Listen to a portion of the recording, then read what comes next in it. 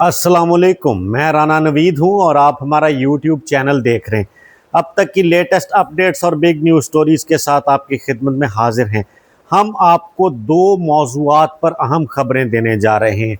Number एक, Iran और America के हवाले से पहली खबर इससे जुड़ी होगी कि मुज्तबा अली खामनई के पीछे कौन लग गया है और सुप्रीम लीडर को कौन कौन ढूंढ रहा है, क्यों ढूंढ रहा है और किस तरीके से ढूंढ रहा है।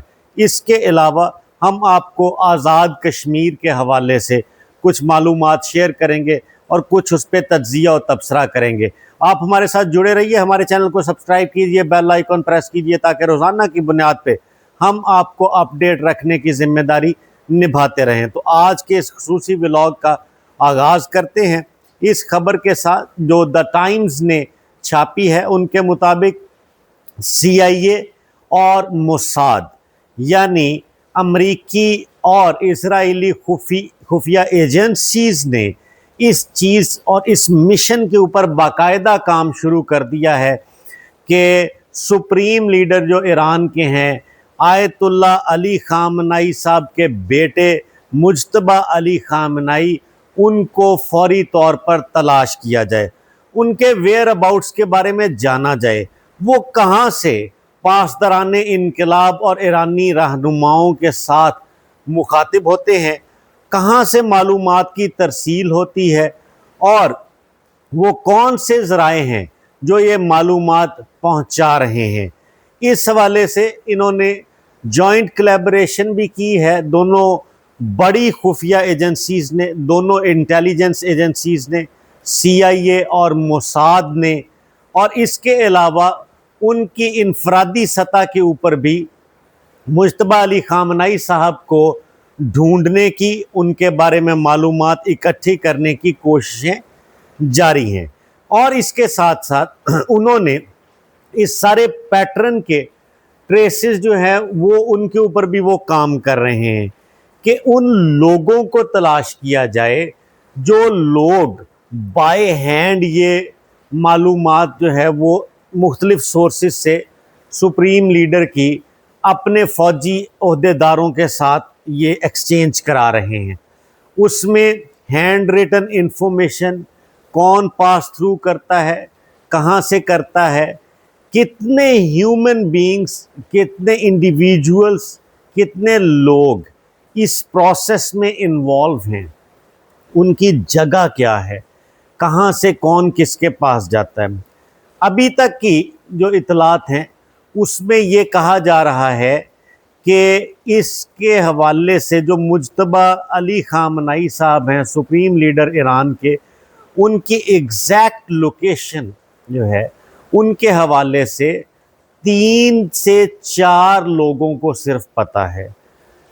वो पासदाराने इनकलाब से या दीगर सियासी रहनुमा जो उनके हैं और नुमाइंदे हैं ईरान के सीनियर, उनमें से टोटल ये बताया जा रहा है कि सिर्फ 3 से 4 लोग ऐसे हैं जिनको ये इल्म है कि मुज्तबा अली खामनई साहब जो साहबजादे हैं आयतुल्ला अली खामनई शहीद साहब के, साबिक सुप्रीम लीडर के साहबजादे, मौजूदा सुप्रीम लीडर, उनके बारे में कि वो कहाँ पे हैं, ये 3 से 4 लोगों को। अब इसमें वो इनके पास एक मालूमात तो रही कि जी अच्छा, उसके ऊपर इनका मोसाद का मौक़िफ़ ये है कि जो इजरायली एजेंसी है, अखबार ने ये भी रिपोर्ट छापी कि ये इदारे फ़िलहाल तक ये कह रहे हैं कि हमें सिर्फ जानना है कि वो कहाँ पे हैं, हमें उनको फौरी टारगेट नहीं करना। अच्छा, तो खुशी से मरना जाते गर एतबार होता, तो वो जो भी कहें ज़ाहिर बात है अगर उनको पता चल गया कि ये कहाँ पे हैं तो वो उस हवाले से जो वो कह रहे हैं उसके बरक्स भी वो इक़दामात कर सकते हैं। और दूसरी बात ये है कि मुज्तबा खामनई साहब की रूपोशी वो पर्पसफुली है, वो बड़ी बामकसद है। इस वजह से ऑपरेशनल कमांड एंड कंट्रोल जो है वो इंटैक्ट है इस मैसेजिंग की वजह से। हर हर कोई अपना अपना फंक्शन और अपनी अपनी जेडी के ऊपर काम कर रहा है, जो उसकी जॉब है उसको वो डन करता है। लेकिन ईरान के स्ट्रक्चर के मुताबिक सुप्रीम लीडर का फैसला हतमी होता है, तो उसमें वो बहुत सारी चीज़ों को लॉन्च कर सकते हैं, बहुत सारी चीज़ों को अनडू कर सकते हैं।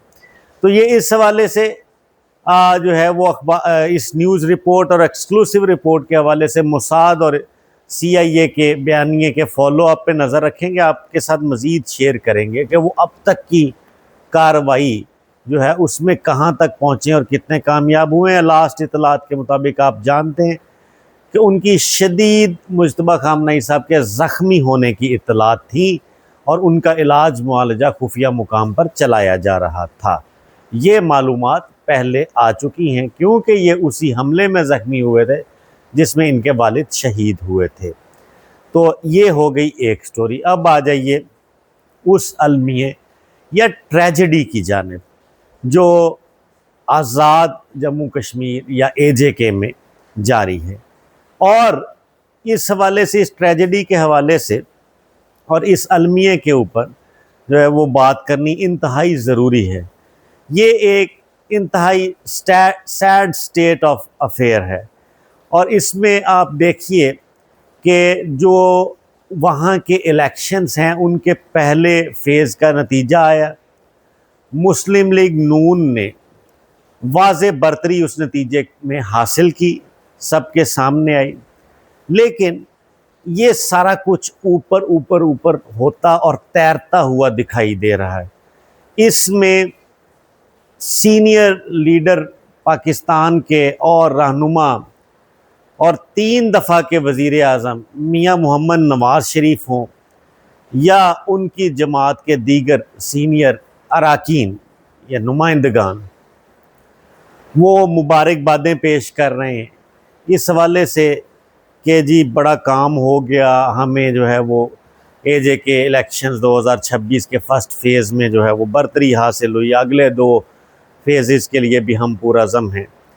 लेकिन इतने बड़े कौमी रहनुमा का वहाँ पे मुज़फ़्फ़राबाद रावलाकोट के हवाले से जो रिपोर्ट्स हो रही हैं उस पर बात ना करना, बिल्ली को देख के आंखें बंद करना है। उनका इस पे बात ना करना वो ना सिर्फ एक बहुत बड़े सच से आंखें चुराना है, बल्कि उनकी बतौर कश्मीरी जो है वो इसके साथ अटैचमेंट और एफिलिएशन के ऊपर भी बड़ा सवालिया निशान है। वहाँ पे व्यूअर्स बहुत ख़तरनाक रिपोर्ट्स आ रही हैं और 2 रातें कबल इस हवाले से जो है वो मामला ये बताया गया कि जी वहाँ पे डिफरेंट नंबर्स बताए गए और जो 8-10 से लेके 20, 22 और 30 तक लोगों की जो है वो हलाकतों के नंबर्स हैं। उसमें अल जज़ीरा ने उसे कोट किया है और कुछ पाकिस्तान के लोकल जर्नलिस्ट ने कोट किया है, लेकिन इसमें कुछ फैक्ट्स डिस्टॉर्ट भी हुए इस सारी कार्रवाई में, एग्जैजरेटेड भी हैं, मुबालगा आराई से भी काम। लेकिन मसला तो है नंबर्स पे, इसीलिए मैं बात नहीं करना चाहता कि जी इतने नहीं इतने लोग मारे गए, उतने नहीं उतने। बात ये है, पहले आपको ये मानना होगा कि ये इंतहाई संजीदा मसला है। पहले आपको ये तय करना होगा कि ये आप क्या वाकई जो है वो एक इस तरह से इसे सख्ती के साथ और गोली डंडे के साथ हल करने के अलावा कोई दूसरा सलूशन तजवीज़ नहीं कर पा रहे। क्या आपको लगता है कि टेबल टॉक्स का मार्जिन ही बाकी नहीं बचा? आपको ऐसा क्यों लगता है? और क्या ये जो कार्रवाई हुई है या वहाँ पे मुजाहिरीन की बड़ी तादाद और रियासती सिक्योरिटी इदारे आपस में टकराव का शिकार हैं कि ये कितना नतीजा खेज होगा। तो वहाँ पे से बहुत जो है वो अफसोसनाक इतलात हैं, कीमती इंसानी जानों के ज़िया की इतलात हैं। इसके अलावा जो है, जैसे मैंने आपको सियासी एतबार से बताया कि पाकिस्तान की सियासी जमातें इस हवाले से पाकिस्तान का main stream media Azad Kashmir के हवाले से इंतहाई शर्मनाक और अफसोसनाक किरदार अदा कर रहे हैं। मीडिया मुजरमाना हद तक खामोश है, करे भी क्या, उसको जितनी आज़ादी है वो उतनी ही एक्सरसाइज कर रहा है, यानी उस मामले को रिपोर्ट ही नहीं कर पा रहा, तो इसका मतलब आज़ादी भी उतनी ही है। तो आप, मेरा ख्याल है कि इस केस को समझ रहे हैं। हमारा मुतालबा ये है कि कंसर्न क्वार्टर्स और अथॉरिटीज़ इस हवाले से अमन पसंदी, सुलहजोई और टेबल टॉक को फ़रोग दें।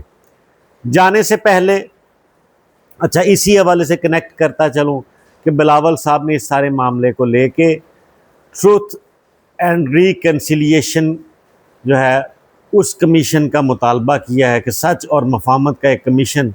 मुतालबा क्या किया उसने, कहा अगर बाकी स्टेक होल्डर्स जो हैं वो ऑन बोर्ड आ जाएं तो ये इस तरह से होना चाहिए, तो उस कमीशन में ये सारा जांचा जा सके कि प्रॉब्लम कहाँ से शुरू हुई, किस तरह मिस हैंडल हुई। तो सिचुएशन बेसिकली मिस हैंडल हुई, इसके अलावा इसके लिए कोई दूसरा प्रॉपर वर्ड नहीं। तो last but not the least, जिस स्टोरी से या जिस मुल्क के रहनुमा से मैंने इस व्लॉग का आगाज़ किया था, उन्हीं से रिलेटेड जाते जाते ये ख़बर ये है, लेटेस्ट ख़बर है कि 5 दिन के पॉज के बाद ईरान ने जॉर्डन में अमरीकी जो है वो अड्डे के ऊपर बैलिस्टिक मिसाइल से हमला किया है। ये पॉज चल रहा था, तातुल था, ब्रेक था, वक्फा था। अमेरिका ईरान के ऊपर और ईरान अमेरिका के ऊपर हमले नहीं कर रहा था, बमबारी नहीं कर रहा था 5 रातें। अब यूएस सेंट्रल कमांड ने ये बताया कि उर्दन में जो अमेरिका का अड्डा है, अमेरिकी फ़ौज का जो अड्डा है, जो उनका बेस कैंप है, उसमें ड्रोन्स और बैलिस्टिक मिसाइल फायर किए गए हैं।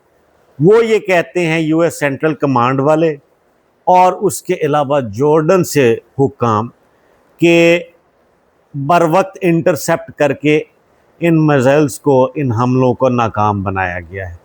लेकिन सवाल ये है कि अगर पॉज चल रहा था तो सफारतकारी का चांस लेने की बजाय बमबारी का चांस ईरान ने क्यों लिया?